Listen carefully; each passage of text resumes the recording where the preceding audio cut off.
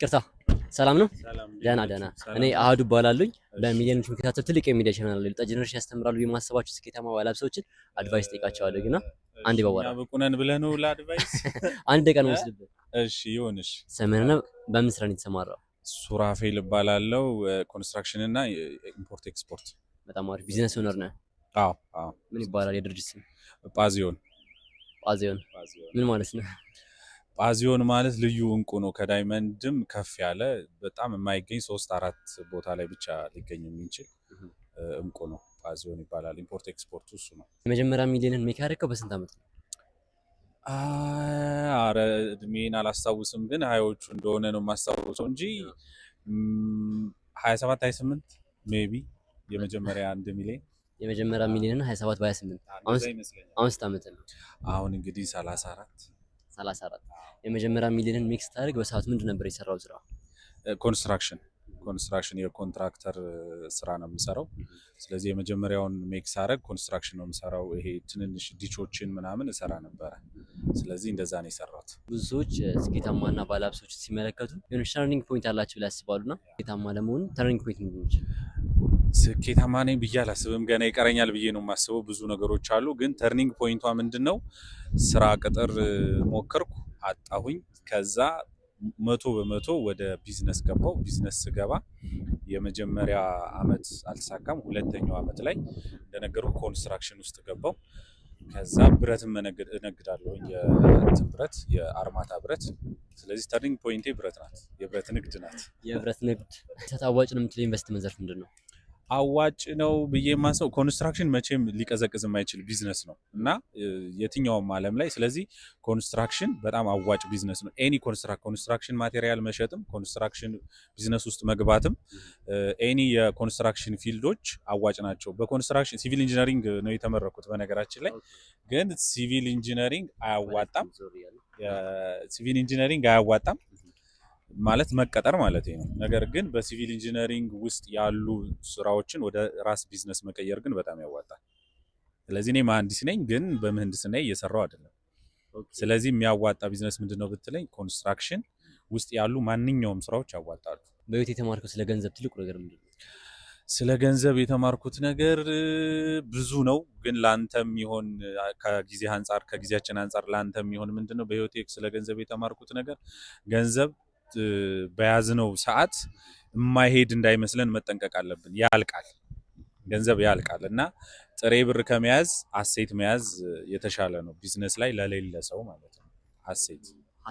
አሴት ይሄ መኪና፣ ቤት፣ ቦታ፣ መኪና ወይም ደግሞ ለቢዝነስ ላይ ከሆንክ ደግሞ ብረትህንም ገዝተህ ማስቀመጥ፣ የሆነ እቃዎችህንም ገዝተህ ማስቀመጥ፣ እሱን የመሰለ ነገር የለም። ዲቫሉዌት የሚያደርግ ብር ስለሆነ ያለን ማለት ነው። ስኬት ለአንተ ምንድን ነው? እውነት ለመናገር የውስጥ ሰላምህንና ደስታህን ሊሰጥህ የሚችል ማንኛውም ነገር፣ አግብቶ መውለድ ሊሆን ይችላል፣ ሰርቶ የሆነ ነገር ማግኘት ሊሆን ይችላል። ብቻ ግን የውስጥ ሰላምና እረፍት የሚሰጥህ ነገር ከሆነ እሱ ስኬት ነው። ብዙ ብር አግኝተህ ስኬትም ላይኖርህ ይችላል፣ ደስታ ላይኖርህ ይችላል። ስለዚህ ገንዘብንም ግን ደግሞ ይሄ የውስጥ ሰላም ራስህ ታውቀዋለህ። የውስጥ ሰላም እያንዳንዱ ይለያያልና የውስጥ ሰላምና ደስታ ያለው ሰው እሱ ስኬታማ ነው። አንድ ሰው ስኬታማ ለመሆን የስኬት ቀመር ያስፈልገዋል? የስኬት ቀመር አይደለም የሚያስፈልገው እኔ እውነት ለመናገር የመጀመሪያው የሚያስፈልገው ነገር መስራት ነው። ሁለተኛ ስራው እንዲባረክለት እግዚአብሔርን በጸሎት መጠየቅ አለበት። እግዚአብሔር ስሩ ብሏል፣ እንሰራለን። ከዛ የሰራነውን ደግሞ ባርከን ብለን ደግሞ መልሰን እንጠይቀዋለን። ስለዚህ መስራትም መባረክም ሁለቱም አንድ ላይ ጎን ለጎን መሄድ አለባቸው ብዬ አስባለሁ። ስለዚህ ስኬት ቀመሩ ምንድነው? መስራት ፕላስ እንደገና ደግሞ እግዚአብሔር ስራችንን እንዲባርክልን መጠየቅ። ስራ ፕላስ እግዚአብሔር ማለት ነው። ግን እግዚአብሔር ይቀድማል። በህይወት ውድቅ ተገጥመቃል እንዴ? በጣም እየፈረጠን እየተነሳን ካልሆነ ምንም ህይወት ሊጣፍጥ አይችልም። እየከሰርኩም እያተረፍኩም ነው። ውድቀት ሲያጋጥም እንዴት ነው የምትወጣው?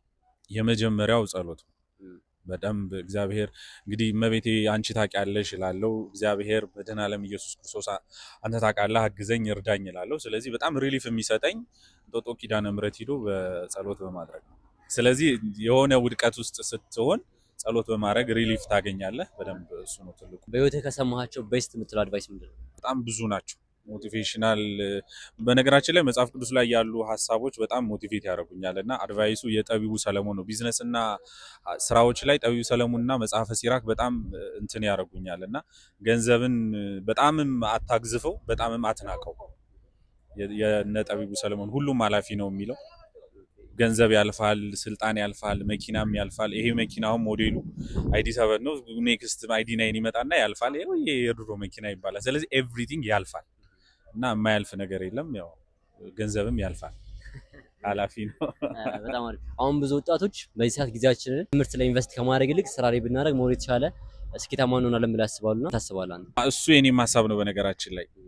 ምክንያቱም በዚች ሰዓት ላይ ትምህርት ይጠቅማል ወይ ብትለኝ ለኑሮ አይጠቅምም። ምክንያቱም እኔ አሁን ሲቪል ኢንጂነሪንግ ማስተርስም አለኝ። አሁን ያው ጎን ለጎን ነው የተማርኩት አክቹአሊ። እሱን ግን ሲቪል ኢንጂነሪንግ ራሱ ይጠቅማል ወይ ብትለኝ ለኑሮ አይጠቅምህም። ለኮንፊደንስ ነው የሚሆነው። የዩኒቨርሲቲ ትምህርት ለኮንፊደንስ ዓለምን አውቃታለሁ እረዳለሁ ምናምን ለማለት ነው እንጂ ለቢዝነስ አይጠቅምም። ስለዚህ እኔ ተማሩ ምናምን የሚል አድቫይስ የለኝም። ምክንያቱም የተማረ ሰው ሀብታሙ ነው አይተህ አታውቅም። አብዛኞቹ ቶፕ ያሉ አሁን የኛ ባለ ሀብቶች 6 እና 8ኛ ክፍል ነን እያሉ ነው።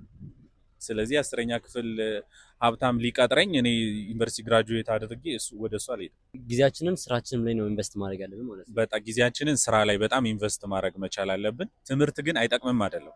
ትምህርት ይጠቅማል። አንደኛ ዓለምን አንደርስታንድ ለማድረግ ነው። ስፔሻሊ አሁን ቢዝነሳቸው ፊንቴክ ላይ የሆኑ ሰዎች፣ ፊንቴክ ማለት ይሄ ቴክኖሎጂ ቢዝነስ፣ ፋይናንሻል የሆነ ቴክኖሎጂ ቢዝነስ ላይ የሆኑ ሰዎች ተምረው ወደዛ ከወሰዱት ትምህርት በጣም ቤስት ነገር ነው እነሱ ላይ ማለት። ሶፍትዌር ኢንጂነር ሆነ ኢትዮጵያ ውስጥ ብዙ ስራዎች መስራት ትችላለህ። እነሱ መማር ይጠቅማቸዋል። ዝም ብለህ ግን የመርካቶ ነጋዴ ለመሆን ወይም የሆነ አስመጭና ላኪ ሆነ ለመስራት ግን እስከ 10 የተማርከው በጣም በቂ ነው።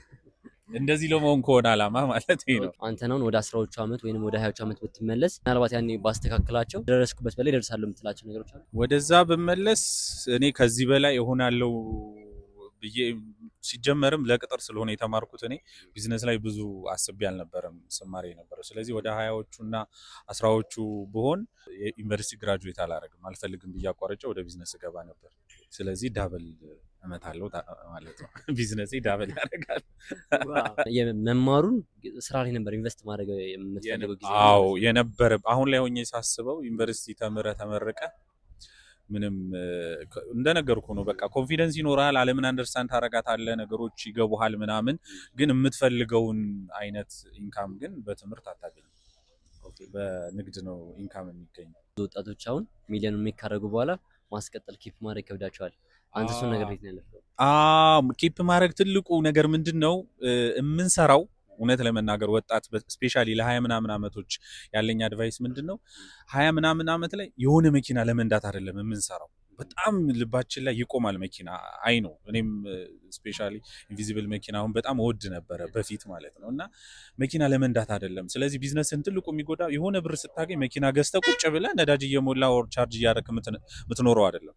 በጣም ትልቁ ነገር ለቢዝነስ ኪፕ ጎይንግ መሆን ያለበት በጣም ራስን ጠብቀህ በገንዘብን በቢዝነሱ እንዲቀጥል ካሽ ፍሎ እጅ ላይ መጥፋት የለበትም። ስለዚህ መኪና ገዝተህ እየተሽከረከርክ ቀለም ፊትህን ለቅልቀህ ብትዞር ቢዝነስ ይጠፋል። ስለዚህ ለወጣት ያለኝ ምልከታ ምንድነው 20 ምናምን ላይ መኪና ያምረናል፣ አምሮታችንን ግን ገድበን ያገኘነውን ገንዘብ ከመኪና ይልቅ መልሰን ሪኢንቨስት አድርገን ለቢዝነሱ መዋል አለብን። ይፈትናል አይ ነው። እኔንም በጣም ሲፈትነኝ የነበረው ነገር ይሄ ስለሆነ ማለት ነው። ስለዚህ ምክሬ እሱ ነው። ስለዚህ የምናገኘውን ብር ኢንቨስት ነው ማድረግ ያለብን፣ መልሰን ሪኢንቨስት አድርገን ስራችን እንዲያድግ ነው እንጂ መኪና እየገዛን የሆነ ሾው ኦፍ ደግሞ ማድረግ ስፔሻሊ የሆኑ ሴቶች ወይ የሆኑ ወንዶች እንዲያዩን ምናምን የሆነ ብራንድ ለብሰን ዱባይ ሂደን ፎቶ መነሳቱ ምናምን በጣም ነው ድሬን የሚያደርገው ኢነርጂያችንንም ስራችንንም። ግን ገንዘብ ካተረፍን በኋላ በደንብ ጥሩ ከሆነን በኋላ መኪኖች እና እንትኖች ያው አስፈላጊ ነው። በቪትዝ መሄድ የሚያፍር ሰው አለ። አሁን በዚህ ሰዓት ምንም የሚያሳፍር ነገር አይደለም። ቢዝነስህ ትልቅ ሆኖ እንደ ካሮት ወደ ታች በደንብ አድጎ ከዛ በኋላ ግን የፈለግከውን ብትነዳ ምንም ችግር የለም። ስለዚህ አምሮታችሁን ቆጥቡ ነው። አብዛኞቹ ሚሊዮኑን ከያዙት በኋላ የሚያጡት ሚሊዮኑን ሲያገኙት ወደ መዝናናት ስለሚሄዱ ነው ማለት ነው። ወደ መዝናናት ይሄዳሉ። ፕላስ እንደገና እንዳልኩ ነው በእኛ ሀገር ትልቁ መዝናኛችን መኪና ነው። በቃ የሆነ ብራንድ እንትና ይነዳችሁ ምናምን ብለን የ15 የ20 የ10 ሚሊዮን መኪና እንገዛና መንቀሳቀሻ እናጣለን። እሱ ትልቅ ችግር ነው። በመጨረሻ ደረጃ ለወጣት ጄኔሬሽን ማስተላለፍ ትፈልጋለህ? ማስተላለፍ የምፈልገው ትምህርት ተምረን እንደጨረስን ስራ ላይ በጣም ትኩረት ማድረግ አለብን። ሾኦፍን በጣም መቆጣጠር። ይሄ ለምሳሌ እስከ 19 የሚሰማህና እስከ 29 የሚሰማህ ይለያያል። ከዛ እስከ 39 እድሜህ ራሱ የተለያየ ስለሆነ በዛ ወቅቶች የሚለያዩ ስሜቶች አሉና ትልልቆቻችንን በተለይ የ20ዎቹ እድሜ እኛ ማቹር የሆንን ይመስለናል። ሀያዎቹ ላይ ስንሆን በቃ አራዳንን ምናምን ጨዋታ እንችላለን ምናምን፣ ግን ከከፍ ካሉት ምክር እየወሰድን ስራ ስንሰራ ከነሱ ምክር እየወሰድን ብንሰራ ጥሩ ነው። ምክንያቱም ከነሱ ስህተት ተምረን የሆነ ነገር እናገኛለን። ወድቆ ከሚነሳ ሰው ይልቅ ወድቆ ከተነሳ ሰው የሚማር ሰው በጣም አትራፊ ነው። እንደዛ ቢሆን ጥሩ ነው። በመጨረሻ ደረጃ ይህን ቪዲዮ በሚሊዮኖች ነው የሚመለከቱትና ለአንተም ድርጅት የሚጠቅምህ ከሆነ ድርጅትን ማስታወቅ ትችላለህ።